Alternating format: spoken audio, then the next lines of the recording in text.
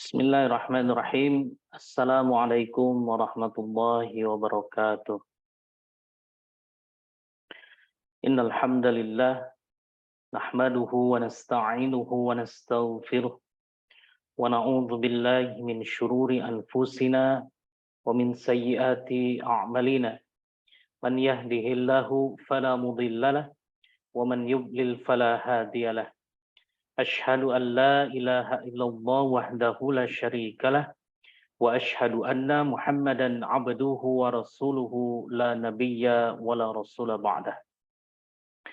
Allahumma salli wa sallim wa barik ala nabiyyina Muhammadin wa ala alihi wa ashabihi wa man tabi'ahum bi ihsanin ila yaumiddin. Ya ayyuhalladzina amanu taqullaha haqqa tuqatih wa la tamutunna illa wa antum muslimun. يا أيها الناس اتقوا ربكم الذي خلقكم من نفس واحدة وخلق منها زوجها وبث منهما رجالا كثيرا ونساء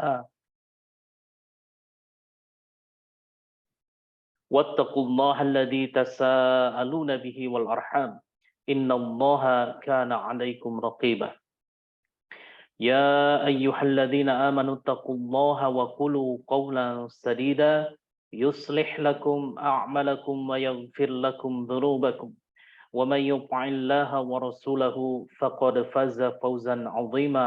أما بعد فإن أصدق الحديث كتاب الله وخير الهدي هدي محمد صلى الله عليه وسلم وشر الأمور محدثاتها وكل محدثة بدعة wa kulla bid'atin dhalalah wa kulla dhalalatin finnar.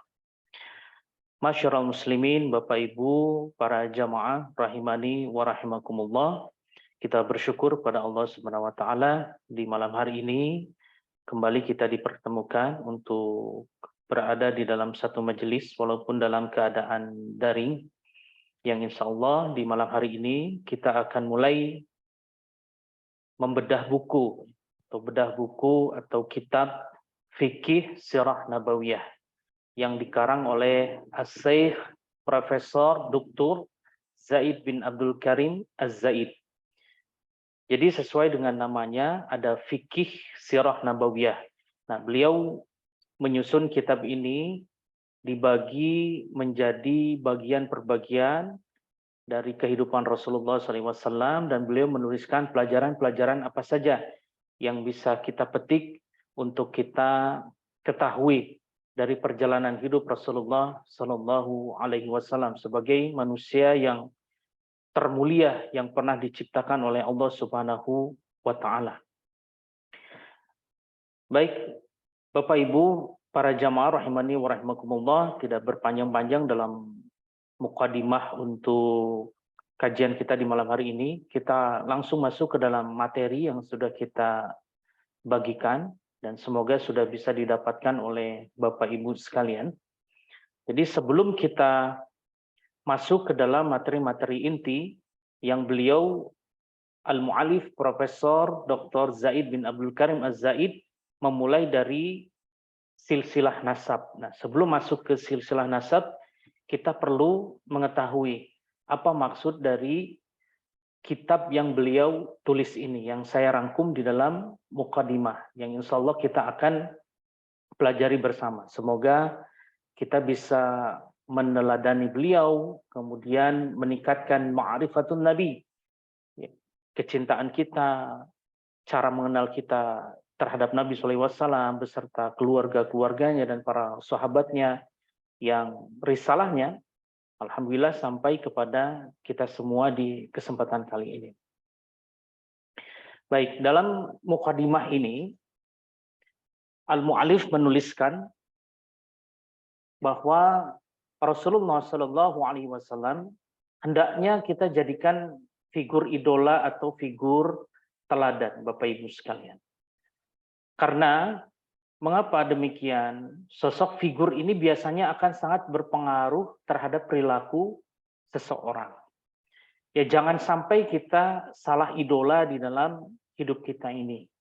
Ya, salah satu contoh mungkin banyak di antara anak-anak muda yang mengidolakan seniman tertentu, yang mengidolakan pemain sepak bola tertentu. Ya, seperti itu. Sampai-sampai posternya ditempel di kamar tidurnya, seperti itu, sebagai hiasan-hiasan di kamar atau bahkan di rumahnya. Ya tentu ini keliru. Keliru dari beberapa pandangan gitu. Yang pertama, salah idola karena orang yang kita idolai itu harus jelas, dan kita seharusnya memang mengidolakan Rasulullah SAW dan para sahabatnya yang mulia. Terlebih sahabat-sahabat yang 10 itu yang disebutkan Nabi SAW dijamin akan masuk surga. Nah, sehingga kita perlu meneladani kehidupan beliau, bukan sosok-sosok yang lainnya begitu. Yang kedua, tidak diperkenankan kita memajang foto-foto makhluk hidup seperti itu. Jadi dikhawatirkan malaikat rahmat tidak masuk ke dalam rumah kita karena adanya makhluk atau sosok yang bernyawa dipajang di dinding rumah kita atau di kamar kita. Nah, jadi ini harus kita pahami, Jadi kita harus sepakati bahwa sosok figur idola kita, tauladan kita adalah tidak lain dan tidak bukan Rasulullah Nabi Muhammad Sallallahu Alaihi Wasallam. Jadi di dalam paragraf yang pertama harus kita jadikan sebagai manhaj. Ya, mungkin di antara Bapak Ibu, kawan-kawan sekalian baru mendengar kata-kata manhaj. Yang manhaj ini adalah pedoman hidup. Pedoman hidup yang harus dimiliki oleh seorang muslim sampai wafat. Apa yang harus dipatuhi? Yaitu Al-Quran, As-Sunnah, hadis Nabi SAW, kemudian perkataan para sahabat Nabi SAW, ijma' ulama-ulama yang soleh, yang terakhir baru ada komponen al-urf atau tradisi-tradisi selama itu tidak melanggar kaidah-kaidah yang sudah ditetapkan di dalam Al-Quran dan Sunnah. Baik, kita lanjutkan. Di mana bukti bahwa sosok idola kita ini adalah harus Rasulullah SAW. Allah sendiri yang menyebutkan di dalam Al-Quranul Karim.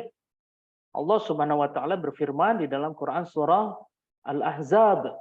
Ya, nanti mungkin terjemahannya bisa dibantu dibacakan oleh siapa di sini?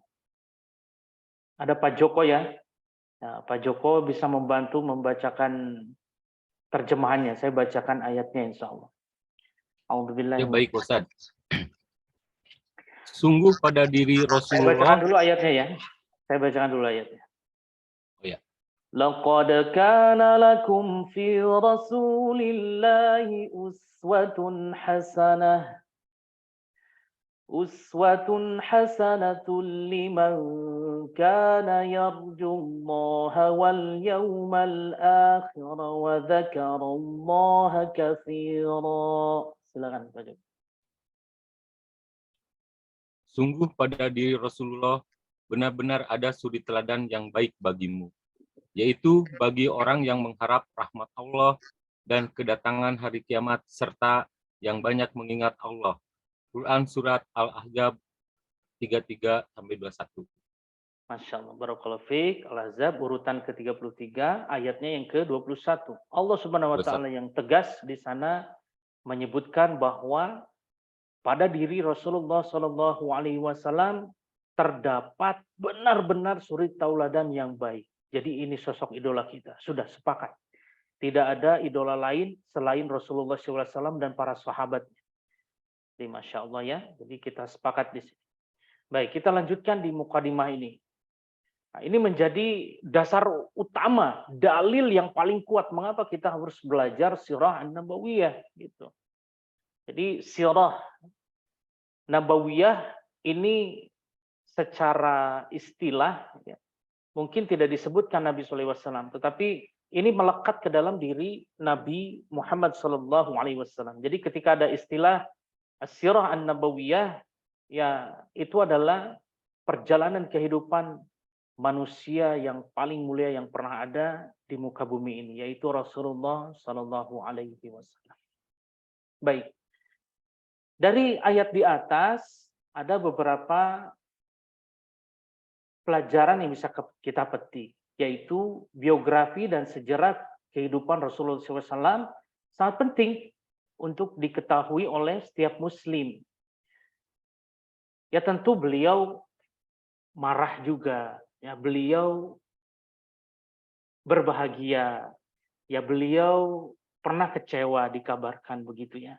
Kemudian kadangkala beliau gagal dalam berdakwah, termasuk kepada pamannya ya. Beliau SAW tidak berhasil membuat pamannya yang sangat dicintainya, dan pamannya Nabi pun sangat mencintai Rasulullah SAW, yaitu Abu Talib, untuk mengucapkan La ilaha illallah di penghujung hidup dari pamannya Nabi tersebut. Yaitu menunjukkan bahwa Nabi ini manusia. Kita tidak boleh hulu seperti umat-umat Nasara yang menganggap Nabi Isa alaihissalatu wassalam adalah Tuhan. Nah, di dalam Islam itu tidak boleh dilakukan. Jadi tidak boleh hulu seperti itu. Ini menunjukkan bahwa Nabi SAW ini manusia yang diangkat oleh Allah Subhanahu wa taala sebagai nabi dan rasul. Kemudian di dalam sirah nabawiyah ini, Bapak Ibu, perjalanan kita ke depan tentu insya Allah kita akan mempelajari nilai-nilai kehidupan ya, yang harus kita terapkan di dalam kehidupan kita sehari-hari. Dalam masalah apa? Al-Mu'alif menyebutkan dalam masalah akidah, masalah tauhid, pensikapan kita terhadap Allah Azza wa Jalla. Ini yang paling utama. Dan perkara tauhid ini, akidah ini, Nabi Muhammad SAW mengawal para sahabatnya sampai 13 tahun lamanya, tidak kurang itu. Mengawal yang asalnya para sahabat Nabi ini berada di dalam kesyirikan pada Allah Subhanahu wa taala untuk dialihkan kepada perihal-perihal tauhid, mengesahkan Allah Subhanahu wa taala. Kemudian masalah ibadah. Nah, masalah ibadah akan dibahas di dalam kitab ini ke depan insyaallah, semoga Allah mudahkan. Kemudian di dalam surah An-Nabawiyah ini akan disuguhkan betapa mulianya akhlak beliau sallallahu alaihi wasallam. Sehingga sayang sekali kalau kita tidak mempelajari surah Nabawiyah ini yang bisa kita petik akhlak beliau dalam berkeluarga, kemudian dalam bermuamalah, dan bahkan akhlak beliau pada saat perang menghadapi musuhnya Allah Azza wa Jalla. Nah, sehingga ini harus perlu kita ketahui. Dan yang terakhir adalah bagaimana betapa jujurnya beliau dalam perkara muamalah. Ya. Sampai-sampai beliau digelari Al-Amin. Itu orang yang dipercaya. Gitu, insya Allah. Baik, kemudian kita lanjutkan Bapak Ibu rahimani wa rahimakumullah ke paragraf yang berikutnya. Jadi surah Nabawiyah ini namanya fikih, bukan berarti ini fikih untuk ibadah begitu ya, fikih ibadah. Jadi di sini maksud dari Al-Mu'alif ditambahkan kata-kata fikih. Jadi di setiap bagian-bagian cerita dari Rasul SAW, misalkan membahas silsilah nasab, kemudian membahas masa kelahirannya Nabi SAW, masa menyusuinya Nabi SAW, masa kecilnya Nabi SAW. Nah, kemudian menikahlah beliau dengan Ibunda Khadijah. Nah, di setiap perjalanan-perjalanan itu akan dituangkan pelajaran-pelajaran penting yang bisa kita petik untuk kita terapkan di dalam kehidupan kita sehari-hari. Masya Allah ya. Semoga kita bisa mempelajarinya secara istiqomah. Nah, ada hal yang harus kita angkat di sini, yaitu pentingnya surah Nabawiyah bagi umat Islam. Mengapa demikian? Kita perlu untuk mengangkat kajian ini, yaitu Sirah Nabawiyah, bagi kawan-kawan yang mungkin bergabung melalui Zoom atau mungkin berkenan menyimak melalui akun Facebook kami pribadi, gitu ya, kami sebarluaskan, semoga ada manfaatnya. Jadi kajian ini kita buat secara ringan, namun di dalamnya ada beberapa pelajaran-pelajaran yang bisa kita petik. Sirah Nabawiyah menunjukkan eksistensi moral yang tinggi Bapak Ibu sekalian. sahabat-sahabat semua. Karena di dalam sirah nabawiyah adalah simbol dari akhlak Nabi SAW yang sangat mulia. Jadi di dalam setiap langkah dan kebijakan Nabi SAW mengandung petunjuk yang mulia, menunjukkan suri tauladan yang tinggi. Ya tadi ayat yang tadi saya pikir masih relevan dengan pernyataan ini, yang menjadi barometer dalam mengukur amal kebajikan manusia dan langkah-langkah keputusan terutama perihal masalah agama ini. Jadi tidak boleh lepas dari hal ini. Baik. Kemudian kita lanjutkan. Sirah Nabawiyah, ya tentu saja Bapak Ibu sekalian, ini adalah aplikasi nyata dari Al-Quran yang diturunkan oleh Allah Azza wa Jalla secara bertahap kepada Nabi kita sallallahu alaihi wasallam. Karena Al-Quran adalah prinsip hidup yang pertama, yang agung, landasan hidup yang sempurna. Ya memang di dalam gaya bahasa, di dalam Al-Quran ini ada beberapa yang masih mujmal, atau masih global. Ya, contoh misalkan, aqimis salata liduluki syamsi ila wasakil laili wa qur'anal fajr. Jadi kita diperintahkan oleh Allah Subhanahu wa taala untuk menunaikan salat semenjak matahari itu tergelincir itu sampai matahari itu terbenam, dan kita diperintahkan pula untuk melaksanakan salat fajr, ya, salat subuh. Nah, di sana tidak dijelaskan bagaimana tata cara salat. Nah, untuk menjelaskan hal-hal yang mujmal seperti itu, maka Allah mengutus Rasul sallallahu alaihi wasallam untuk memberikan contoh pada kita. Bahkan Nabi sallallahu alaihi wasallam pernah menyatakan, "Shallu kama ra'aitumuni usolli." Salatlah kalian sebagaimana engkau melihat aku salat. Jangan ditambah-tambah, jangan dikurang-kurang. Ya begitulah cara Rasul sallallahu alaihi wasallam salat. Ya, tentunya kita membutuhkan hadis-hadis Nabi ini yang dijelaskan oleh para ulama. Baik, Bapak Ibu, ketika kita berbicara sirah nabawiyah, maka sirah nabawiyah ini merupakan bagian dari agama ini, jelas sekali. Ya, karena kita sedang membahas utusan Allah Subhanahu wa taala, yaitu Rasul sallallahu alaihi wasallam. Nah, di sini ada beberapa bukti. Ya, cobalah perhatikan bagaimana Umar bin Khattab radhiyallahu anhu berdiri setelah Abu Bakar radhiyallahu anhu meninggal, dan setelah beliau dibaiat menjadi khalifah. Ini Pak Joko bisa membacakan ya, ini yang dicetak miringnya Pak Joko, silakan. Menyampaikan khutbah pertamanya setelah memuji Allah Subhanahu wa taala, apa yang dikatakan beliau? Silakan. Sesungguhnya Allah telah menetapkan sebuah jalan kebenaran, dan Rasulullah telah memberikan contoh yang cukup. Setelah itu, tidak ada lagi ruang kecuali berdoa dan menjadi pengikut setia. Ibnu Al-Jauzi, Tarik Umar bin Khattab, halaman 194. Masya Allah. Jazakallahu khairan. Maka dari itu, para jamaah rahimani wa rahimakumullah, seringkali kita dengar di dalam khutbatul hajjah atau khutbah-khutbah muqaddimah, ya, muqaddimah khutbah. Fa inna asdaqal hadits fi kitabullah. Maka sesungguhnya perkataan yang paling benar itu adalah kitabullah Al-Qur'an. Wa khairul hadi Muhammadin sallallahu alaihi wasallam. Dan sebaik-baiknya petunjuk adalah petunjuk dari Rasul sallallahu alaihi wasallam. Sudah, itu tidak bisa dipisahkan antara Al-Qur'an dan As-Sunnah. Tidak perlu ditubruk-tubrukkan. Semuanya berjalan dengan beriringan dengan izin Allah Subhanahu wa taala, yang sudah dijelaskan oleh para ulama-ulama kita yang soleh, sehingga kita faham dalam masalah agama ini. Ya, Masya Allah ya. Jadi agama ini kita tinggal copy dan paste. Ya. Seperti itu. Jangan diinovasikan begitu perkara ibadah ini.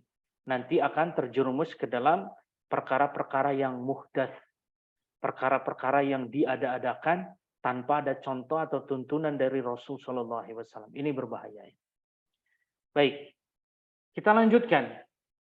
Nah, syarat seseorang menjadi percontohan yaitu ada dua. Yaitu seseorang tersebut harus jelas dan pantas.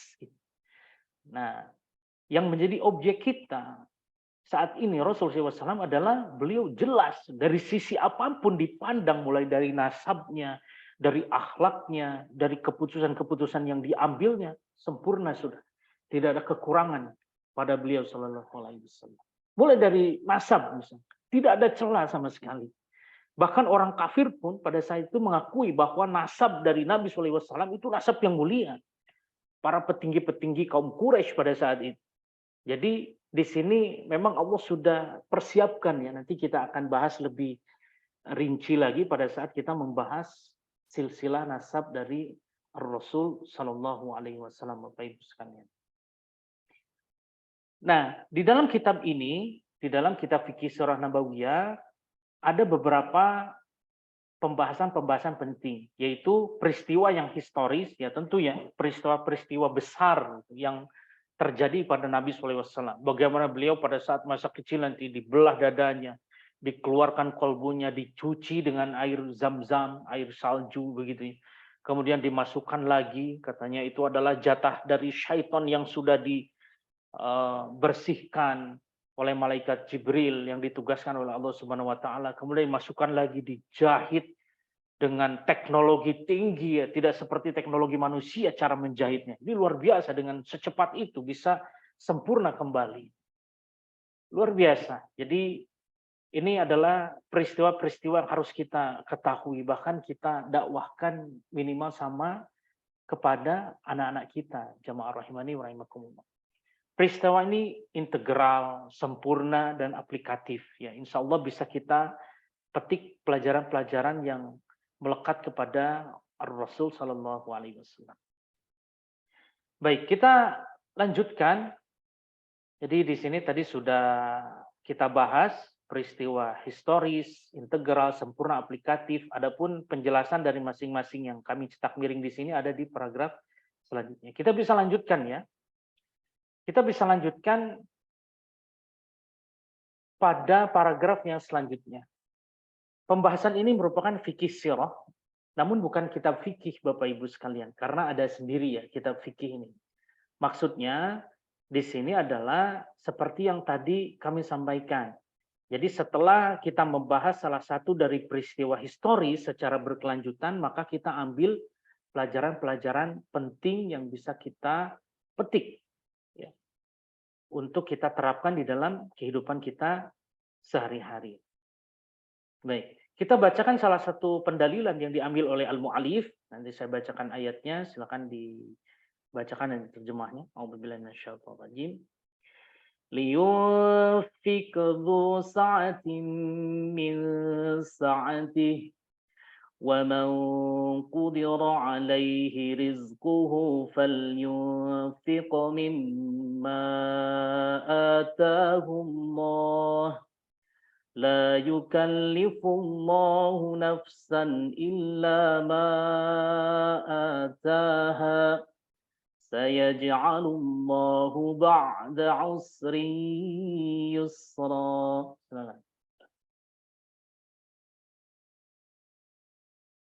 Silakan Pak Joko, masih di sana? Masih Pak Ustaz. Iya. Hendaklah orang yang lapang rezekinya memberi nafkah menurut kemampuannya. Dan orang yang disempitkan rezekinya hendaklah memberi nafkah dari apa harta yang dianugerahkan Allah kepadanya. Allah tidak membebani kepada seseorang melainkan sesuai dengan apa yang dianugerahkan Allah kepadanya. Allah kelak akan menganugerahkan kelapangan setelah kesempitan. Quran Surat Al-Ahzab, Surat ke-65, ayat ke-7. Iya. Jadi di sini Al-Mu'allif menyampaikan setiap orang tentunya beda-beda kemampuannya ya. Ada yang bisa dia berjihad itu dengan hartanya, ada yang berjihad dengan tenaganya, ada juga yang berjihad dengan ilmunya, begitu. Karena kalau jihad ini hanya dibatasi kita memegang senjata, maka sulit untuk kita berjihad. Seperti itu. Jadi ini salah satu jihad kita, meluangkan waktu sejenak saja untuk mendengarkan kisah Nabi SAW. Ini salah satu jihad kita. Fisabilillah, beramal baik, kita ingin mengenal junjungan kita, Nabi kita SAW dengan lebih baik, insya Allah. Begitu ya. Baik, Pak Joko bisa dibantu lagi ada beberapa hal yang harus dibaca yang dicetak miring, Pak. Jadi di dalam sirah itu kita lihat, silakan. Yang mana ini? Dari cucu baginda Rasulullah SAW begitu ya. Coba kita lihat. Cucu baginda Rasulullah Ali bin Husain radhiyallahu anhu berkata, kami diajarkan sejarah peperangan Rasulullah sebagaimana kami diajarkan surat dalam Al-Quran. Masya Allah. Imam, Ya, lanjut. baik. Untuk referensinya bisa dibaca sendiri ya, sudah kami tuliskan. Oh ya. Jadi di sini Bapak Ibu sekalian, ini menjadi salah satu yang menjadi bukti bahwa sejarah Nabi SAW, salah satunya ada sejarah peperangan Rasulullah SAW, kami diajarkan sebagaimana kami diajarkan pula surat di dalam Al-Quran. Jadi luar biasa, nggak bisa dilepaskan ya masalah sirah ini. Makanya harus kita angkat ini. Sangat penting sekali ya. Semoga nanti ada sahabat-sahabat kita lainnya yang bisa mengikuti di setiap perjalanan-perjalanan Nabi SAW. Lanjut. Silakan. Imam Al-Juhri rahimahullah berkata, ilmu peperangan Rasulullah memuat ilmu dunia dan akhirat. Diambil dari Al-Khatib Al-Baghdadi Al-Jami li Akhlaqi Al-Ruwi wa Adabi Al-Sami. Iya.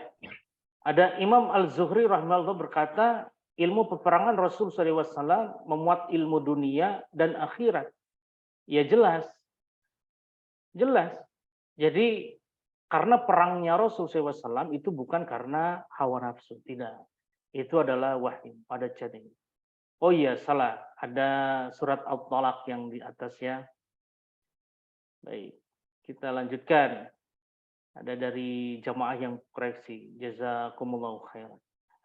Baik, jadi sama masalah peperangannya Nabi SAW itu adalah sesuatu hal yang sangat penting. Ya, begitu. Baik, lanjutkan lagi buktinya dari Ibnu Al-Jauzi rahimahullah ta'ala. Silakan. Ibnu Al-Jauzi rahimahullah berkata, saya melihat kesibukan dengan belajar ilmu fikih dan mengejar riwayat hadis telah hampir cukup untuk kebaikan jiwa. Tinggal menyempurnakan dengan sentuhan-sentuhan hati dan mempelajari sejarah perjalanan salafus soleh. Judulnya adalah Sirah As-Salaf dan subbahasan utamanya adalah Sirah Rasulullah. Ya. Ibnu Jauzi dalam kitab Saidul Akhir halaman 292. Jazakallahu khairan. Jadi selain Rasul SAW juga ada perjalanan para salafus saleh. Salafus saleh itu adalah orang-orang soleh yang terdahulu begitu ya. Jadi sahabat-sahabatnya Nabi. Dia ini berjumpa dengan Nabi, mengimani Nabi SAW, semua perintahnya Nabi itu yang dicontohkan ya dijalankan. Seperti itu. Dan kemudian salah satu syaratnya lagi, beliau-beliau ini wafat dalam keadaan beriman kepada Allah dan Rasulnya. Ini luar biasa. Ini generasi-generasinya emas. Khairun nasi qarni thumma alladhina yalunahum thumma alladhina yalunahum. Kata Nabi begitu. Generasi-generasi terbaik itu adalah generasi yang hidup di zamanku, kata Nabi. Berarti para sahabat. Kemudian setelahnya tabi'in dan setelahnya tabi'in tabi'in. Baik. Tidak cukup juga sampai situ. Kita bacakan lagi dari Ubaidillah bin Utbah. Silakan. Ubaidillah bin Utbah bercerita tentang majelis ilmu dan Ibnu Abbas radhiyallahu anhuma tentang sirah. Dia berkata, kami telah menghadiri majelis Ibnu Abbas dan dia bercerita kepada kami dalam satu kesempatan tentang satu peperangan Nabi. Ibnu Abbas radhiyallahu anhuma telah mengkhususkan waktunya dalam sehari untuk bercerita tentang peperangan Nabi. Muhammad Mustafa Al-Jahami, Magazi Rasulullah, halaman 23.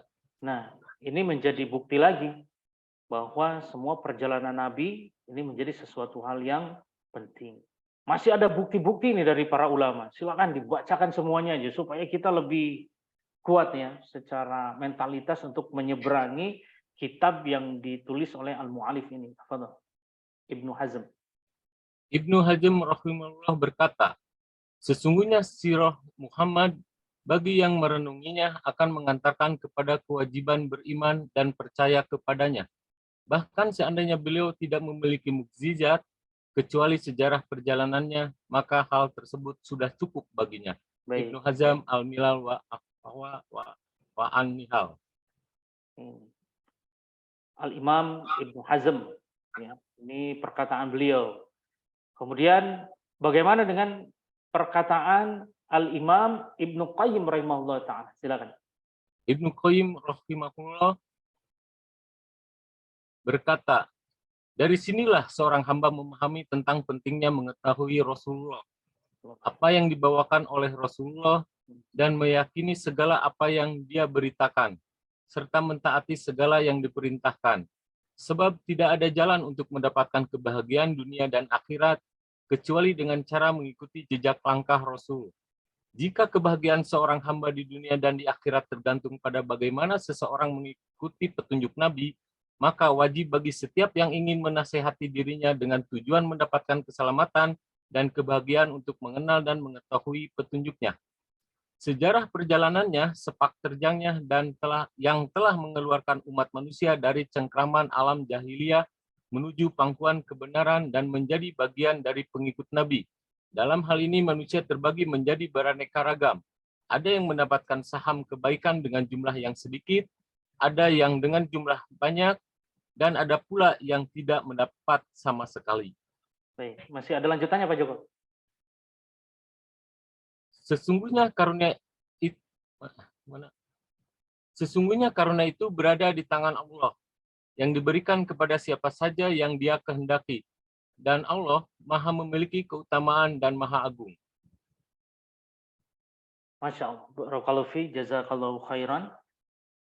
Itu Bapak Ibu, bukti-bukti betapa agungnya ilmu ini ya, surah Nabawiyah yang kami rasakan Bapak Ibu. Semisal kita safar ya ke Haramain, jadi ke Mekah dan ke Madinah. Kita punya bekal sirah, memahami sirahnya Nabi SAW, dengan kita tidak memahami sirah, itu kualitasnya rasanya lain. Terutama pada city tour. Gitu. Contoh misalkan di Madinah, kita diajak ke Jabal Uhud misalkan. Ke Jabal Uhud, kalau kita sudah tahu sirah, wah di situ kita bisa nangis jamaah rahimani wa rahimakumullah. Bagaimana Allah takdirkan kaum muslimin pada saat itu kalah ya. Karena tidak patuh pada perintah Rasul SAW. Dari Bukit Ainain itu para permana karena dia tergoda oleh ghanimah, harta rampasan perang, maka dia turun dari tempat yang sudah diamanahkan oleh Rasul SAW. Jangan turun, kata Nabi SAW. Tapi dia turun gitu. Dia tergoda dengan harta rampasan perangnya itu, dengan ghanimah-ghanimahnya itu, takut nggak kebagian gitu kan. Berebut dia, akhirnya nggak patuh sama Nabi. Akhirnya apa? Kalau kita lihat ya di situ melintas di sana ada satu sosok luar biasa, Khalid bin Walid pada saat itu yang sedang masih kafir ya. Dia berlari dengan tunggangannya mengelilingi Jabal Uhud itu dan menyerang dari arah yang sebaliknya begitu. Nah, disitulah kelemahan kaum muslimin pada saat itu sehingga akhirnya dikuasai dan kita kalah perang, lari terbirit-birit begitu ya, seperti itu. Nah, di sini menjadi beda gitu. Kalau kita memahami sirah pada saat kita safar ke sana, ya pastinya akan jauh lebih bisa menjiwai gitu ya. Nah, kemudian bagaimana ketika adab kita di Raudhah gitu kan. Kemudian pada saat kita ziarah pada Rasulullah SAW, kita ucapkan Assalamualaikum ya Rasulullah warahmatullahi wabarakatuh. Waduh, rasanya pasti selalu menetes air mata kita. Gitu kan. Di hadapan kita ada Rasul SAW. Seperti itu. Beda antara orang yang apa namanya ahli sirah dengan yang tidak jamaah. Jadi mari kita pelajari sirahnya Nabi SAW.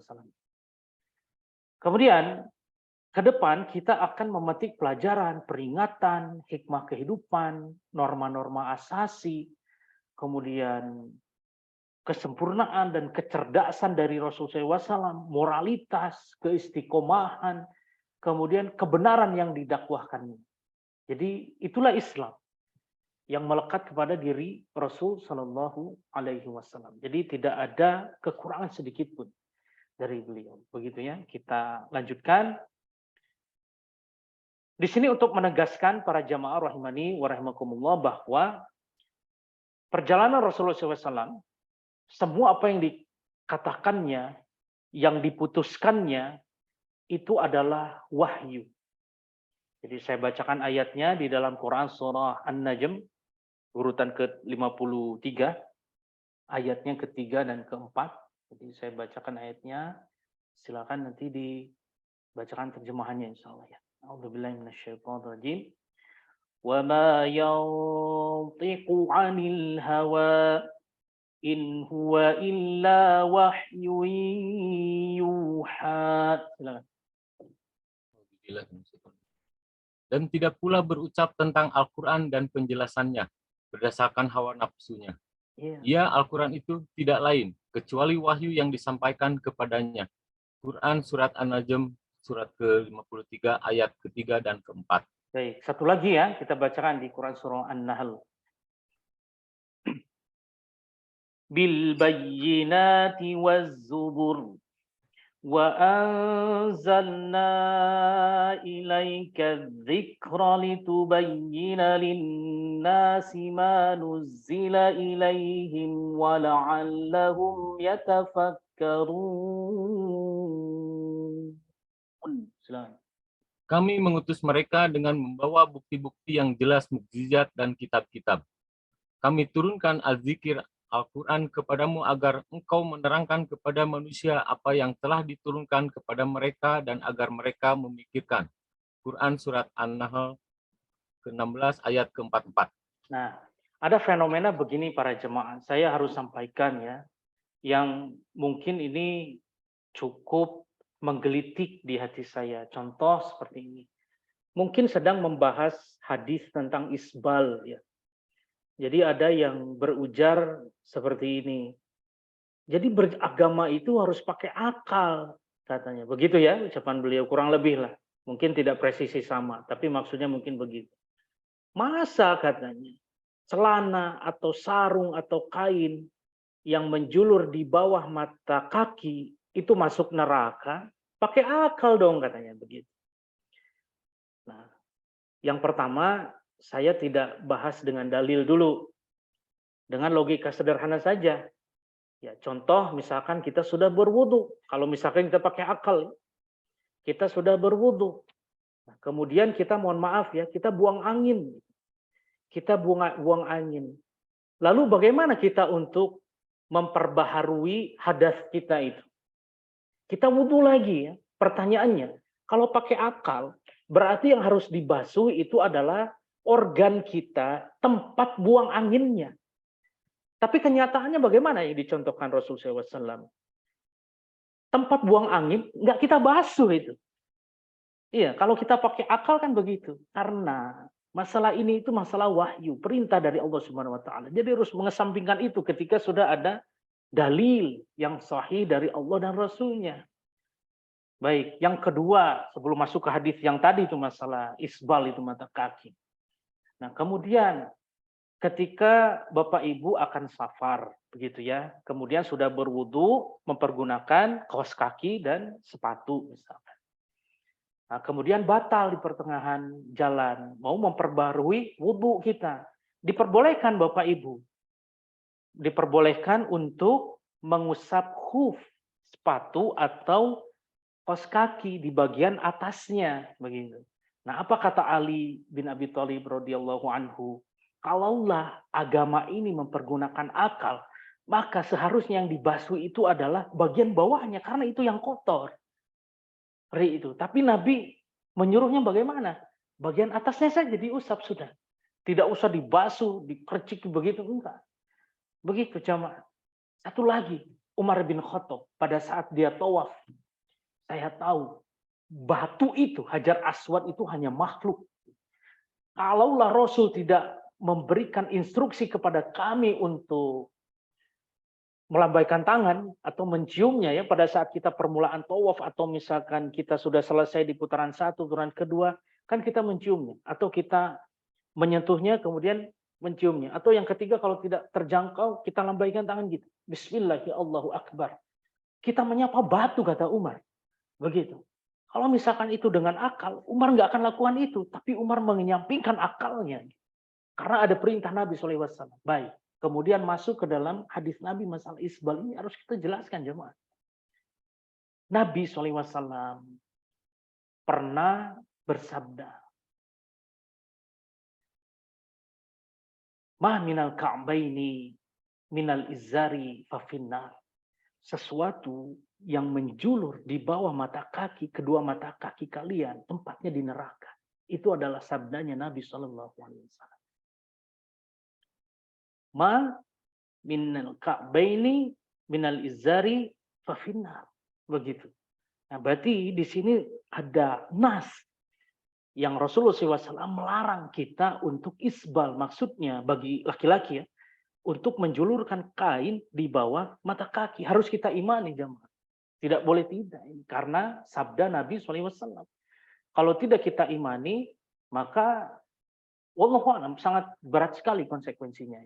Ya walaupun mungkin ada beberapa ulama yang menjelaskan yang terpenting itu kan tidak sombong baik.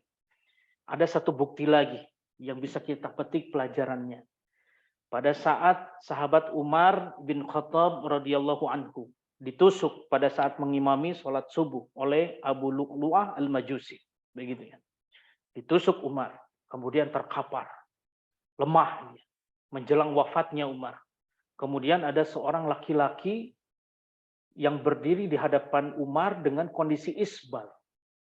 Kainnya menjulur di bawah mata kakinya. Apa yang dilakukan Umar? Umar mendakwahkannya. Kalaulah ini bukan perkara yang penting, mana mungkin Umar dalam kondisi yang sakaratul maut seperti itu masih berpesan kepada laki-laki itu. Apa pesannya Umar itu kepada laki-laki? Dua hal jemaah. Angkat pakaianmu. Itu lebih bertakwa kepada Rabbmu dan lebih suci bagi pakaianmu.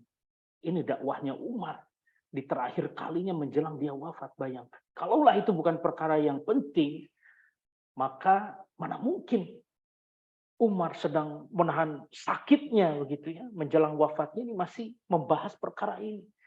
Nah, ketika ini dianggap remeh, wallahu a'lam bishawab, ini berat sekali konsekuensinya, akan berhadapan dengan sahabat Nabi berdasarkan dengan nas-nas dari qaulnya Nabi SAW. Maka yang terpenting atau yang paling aman pensikapan untuk hal tersebut adalah kita imani jamaah.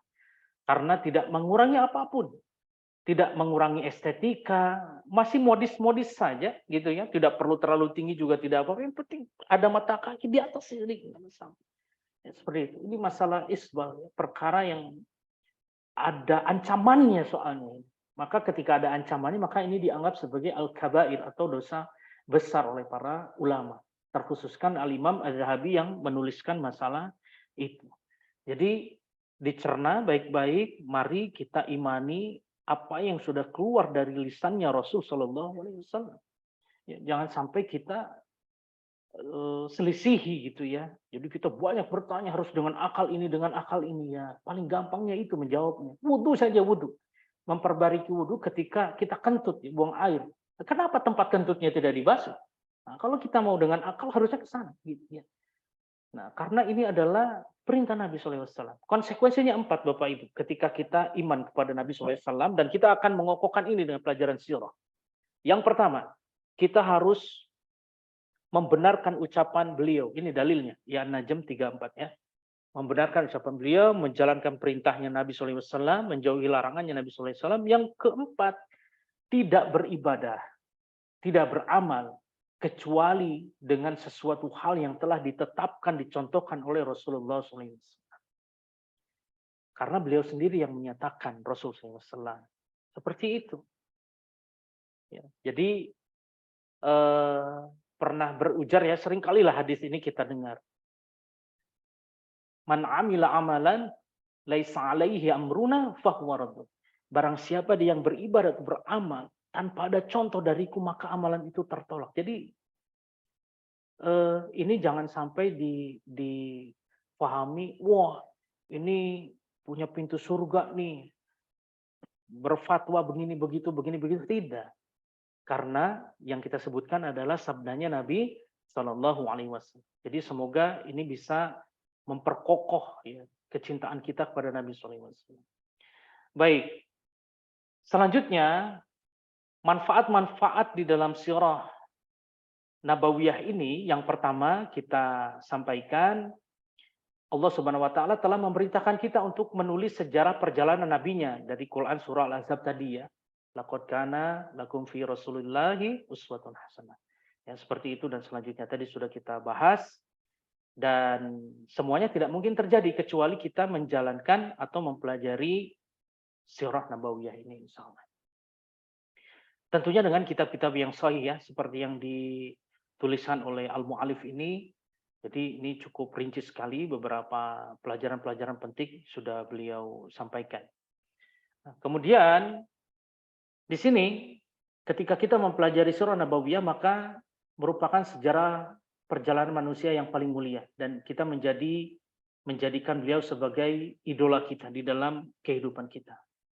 Ya, contoh salah satu bukti Nabi SAW pernah bersabda, silakan nanti dibacakan terjemahannya.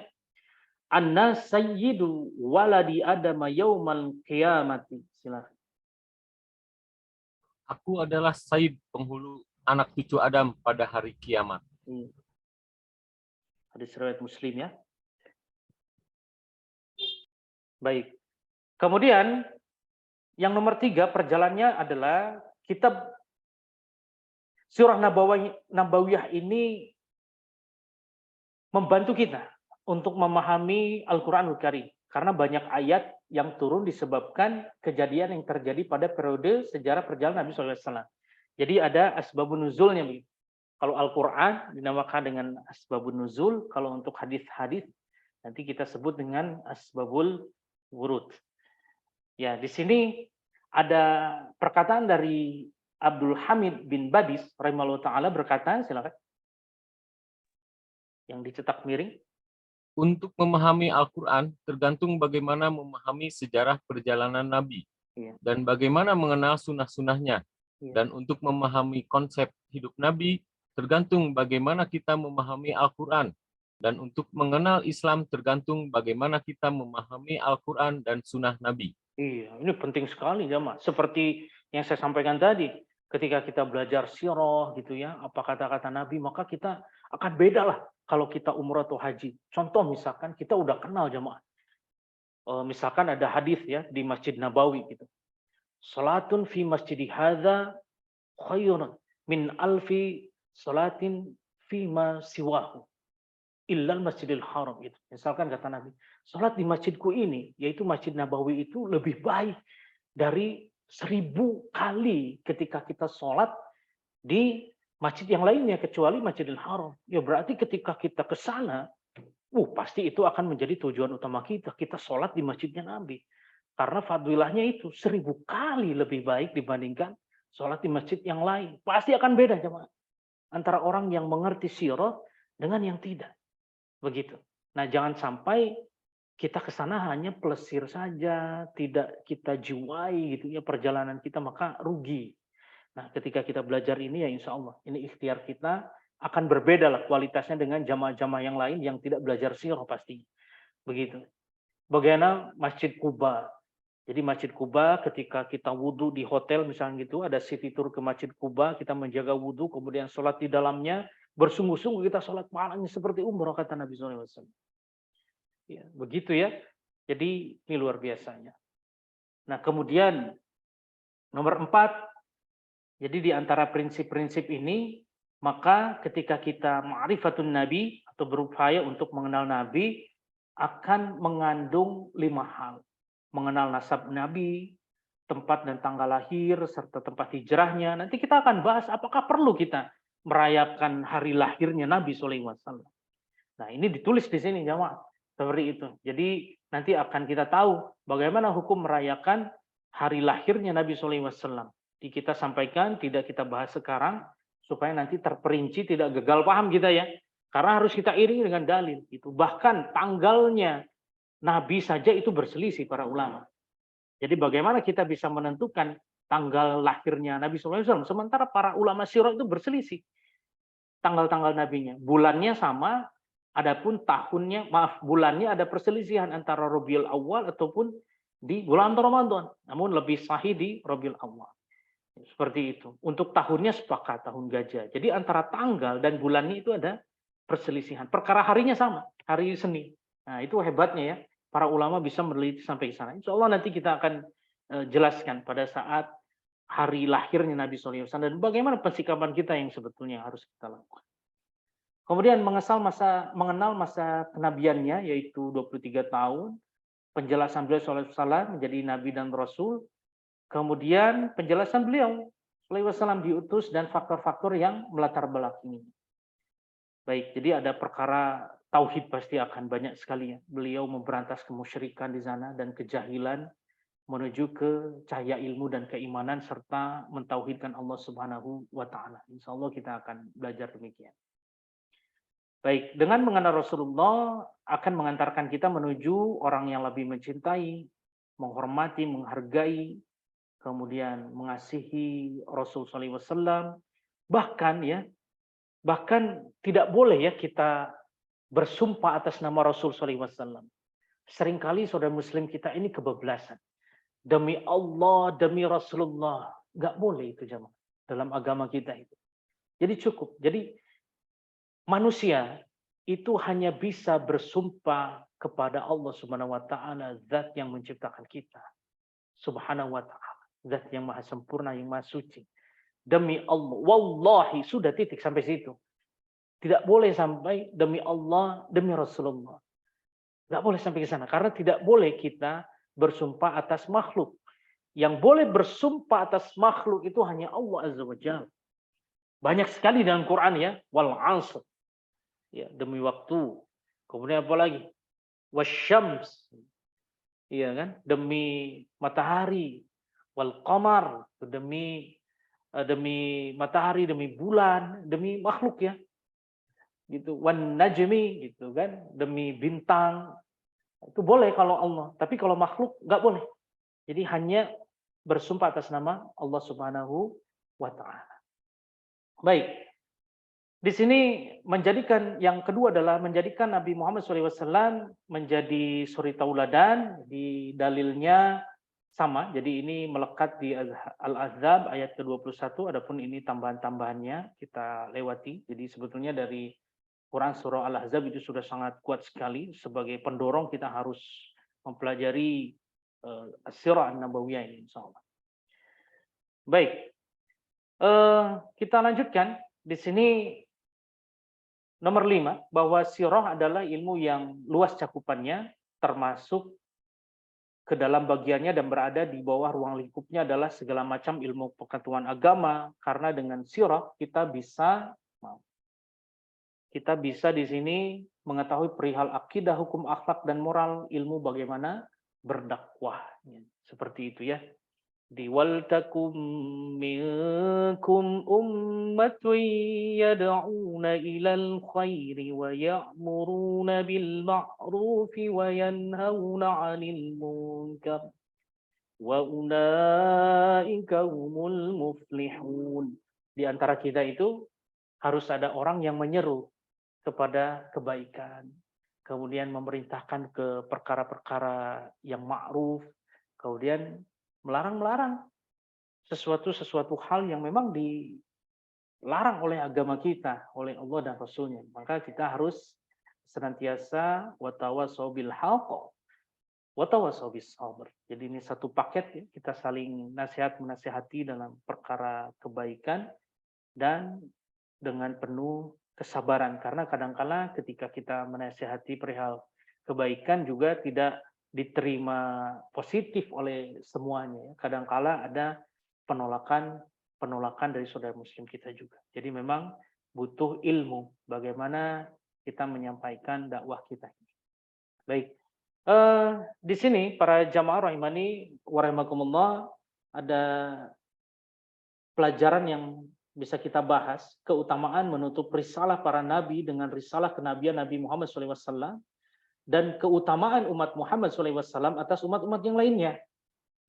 Ya, seperti itu. Jadi contoh ya, ada dalil di sini bisa kita baca. Kemudian saya ingin masuk ke perkara pengkhususan beliau.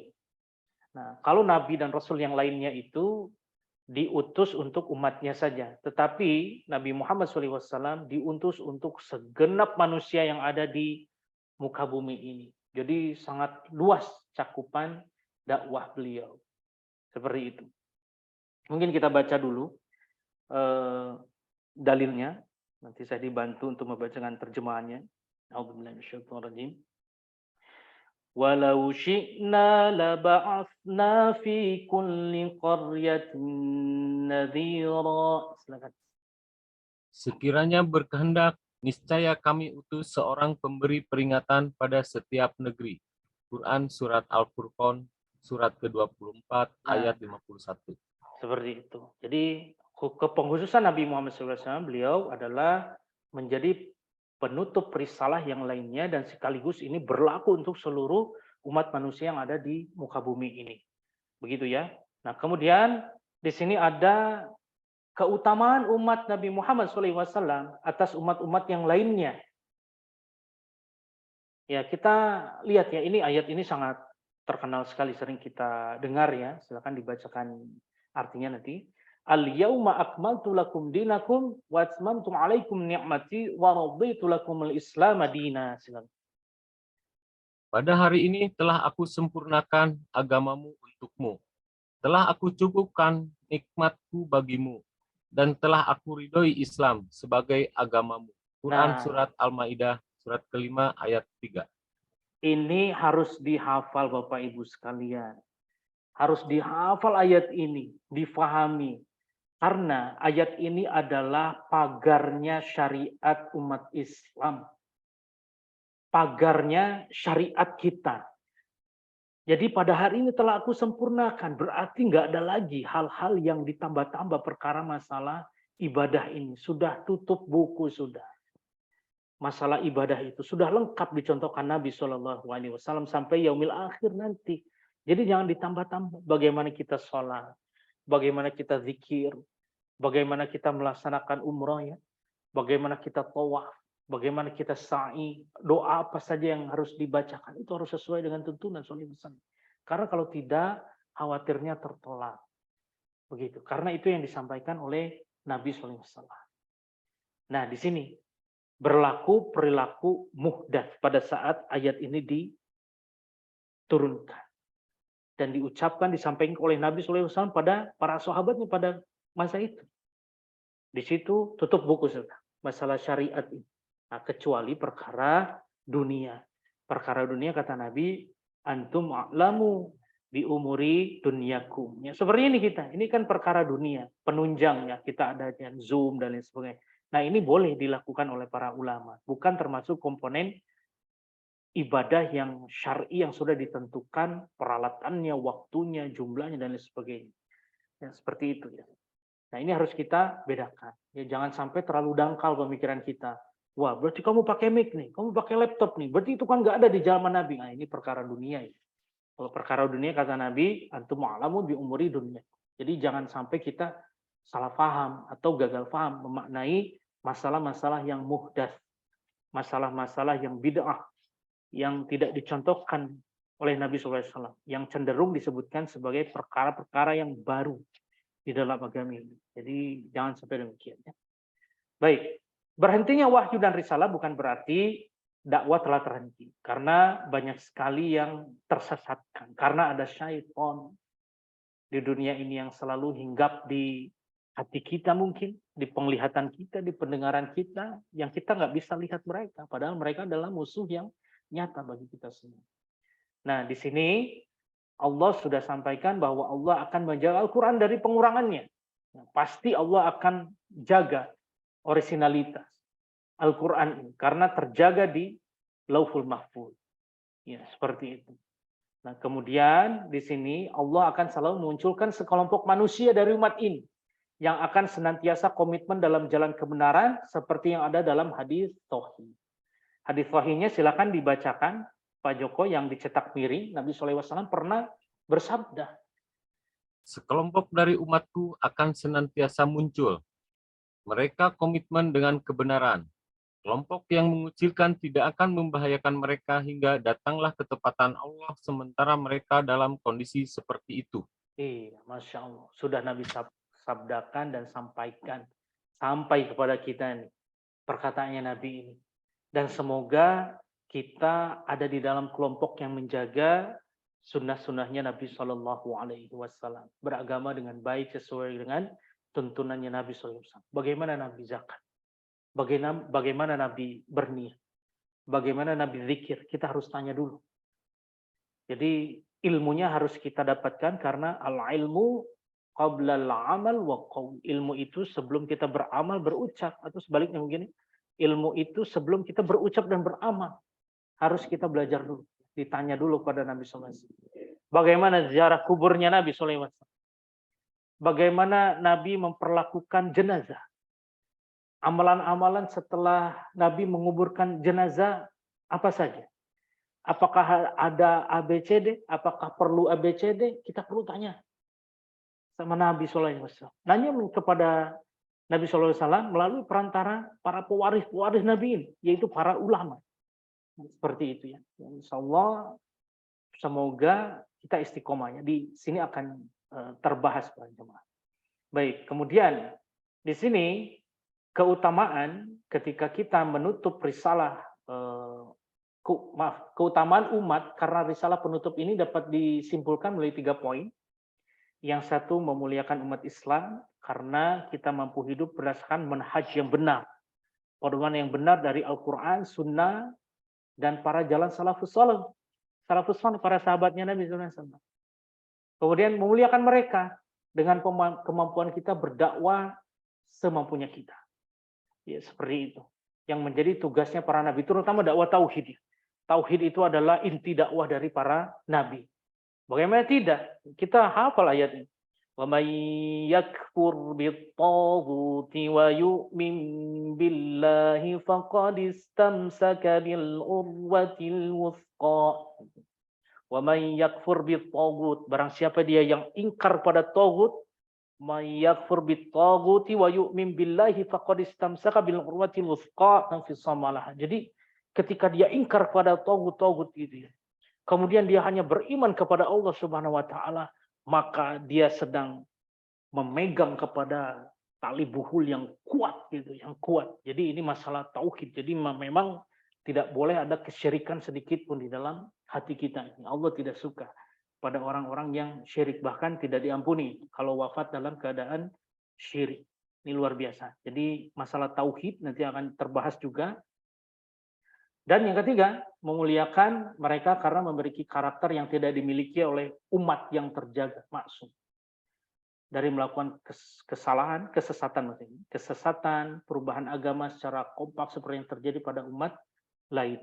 Nah, begitu jamaah rahimani wa rahimakumullah yang dapat kita sampaikan. Adapun mengenai sebab-sebab terpilihnya Jazirah Arab sebagai tempat risalah kenabian yang terakhir, nah ini bisa dibaca secara mandiri insya Allah. Jadi Allah sudah memilih Jazirah Arab tempat lahirnya Nabi Shallallahu Alaihi Wasallam. Di Mekah beliau lahir dan di Madinah beliau wafat. Ya, begitu. Insya Allah setelah ini kita tutup dahulu. Kemudian jika ada hal yang akan ditambahkan kita akan diskusi selanjutnya. Wassallallahu ala nabiyyina wa ala alihi wa sahbihi wasallam wa akhiri da'wana alhamdulillahi rabbil alamin. Subhanakallahumma wa bihamdika asyhadu an la ilaha illa anta astaghfiruka wa atubu ilaik. Assalamualaikum warahmatullahi wabarakatuh.